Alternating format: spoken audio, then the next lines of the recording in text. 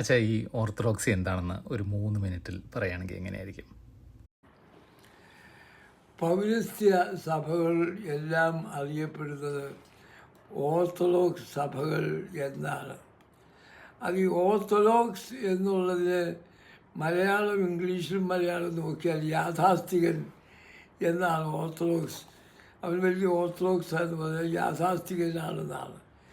എന്നാൽ സഭയുടെ വീക്ഷണത്തിൽ യാഥാസ്ഥികൻ എന്നല്ല, സഭയുടെ വീക്ഷണത്തിൽ സത്യവിശ്വാസം ഉൾക്കൊള്ളുന്നവൻ എന്നാണ് ഓർത്തഡോക്സിക്കുള്ള ഒരു നിർവചനം. സത്യവിശ്വാസത്തെ മുറുകെ പിടിക്കുന്നവരും നിഷ്ഠാപൂർവമായി കാത്തു സൂക്ഷിക്കുന്നവരുമാണ് ഒരു ഓർത്തഡോക്സുകാരൻ. അപ്പോൾ അതിനകത്ത് വിശ്വാസത്തിന് വലിയൊരു സ്ഥാനം ഓർത്തഡോക്സിയിലുണ്ട്. എങ്ങനെയെങ്കിലും ജീവിക്കാമെന്നല്ല, എന്തെങ്കിലും വിശ്വസിക്കാമെന്നല്ല, ചില അമൂല്യങ്ങളായ ചില തത്വങ്ങളുണ്ട് പിതാക്കന്മാർ കൈമാറി തന്നിട്ടുള്ളത്. അത് മുറുകെ പിടിക്കണം എന്ന് മറ്റുള്ള പല സഭകളേക്കാൾ കൂടുതൽ ഊന്നി പറയുന്ന ഒരു വീക്ഷണമാണ് ഓർത്തഡോക്സിക്കുള്ളത്. രണ്ടാമത്തെ കാര്യം, ഓർത്തഡോക്സുകാർക്ക് ആരാധന എന്നുള്ളത് വെറുമൊരു കൂട്ടായ്മയല്ല, അത് ദൈവത്തിൻ്റെ സന്നിധിയിൽ നമ്മെ തന്നെ സമർപ്പിച്ചുകൊണ്ട് നടത്തുന്നത്. അതിനാണ് ഒന്നാമത്തെ സ്ഥാനം. അത് കഴിഞ്ഞേ ഉള്ളൂ മറ്റുള്ളത് എന്തൊക്കെ ഉണ്ടെങ്കിലും. അതുകൊണ്ടാണ് അവരെവിടെ ചെന്നാലും ഓർത്തഡോക്സുകാർ ആദ്യം ഒരു പള്ളി വയ്ക്കും. ആ പള്ളി വയ്ക്കുന്നതിൻ്റെ ഉദ്ദേശം ആരാധന നടത്തുവാൻ കഴിയണം എന്നുള്ളതിൻ്റെ ഇതല്ല, വീട്ടിൽ കൂട്ടായ്മ എന്നുള്ളതല്ല. പലരും ഒത്തിരി നാൾ വീട്ടിലെ കൂട്ടായ്മയുമായിട്ട് കഴിഞ്ഞു കൊടുത്തവരുണ്ട്.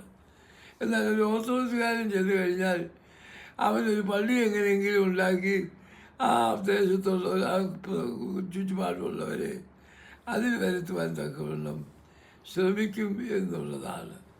അപ്പോൾ ഈ ഓർത്തഡോക്സിയുടെ മൗലികമായ ഒരു കാര്യം, ആരാധനയ്ക്ക് ഒന്നാമത്തെ സ്ഥാനം. കർത്താവ് വന്നപ്പോഴും അത് തന്നെയാണ് അവിടുന്ന് ഊന്നി പറഞ്ഞത്, യഹോവയെ സ്തുതിക്കുന്നതിനായിട്ടാണ്. ആ ഒരു ആരാധനയുടെ കർത്താവ് മാതൃക കാണിച്ചു തന്നതും ആ ആരാധനയാണ്. അവിടുന്ന് ഒരു ശാബത പോലും ലംഘിച്ചിട്ടില്ല.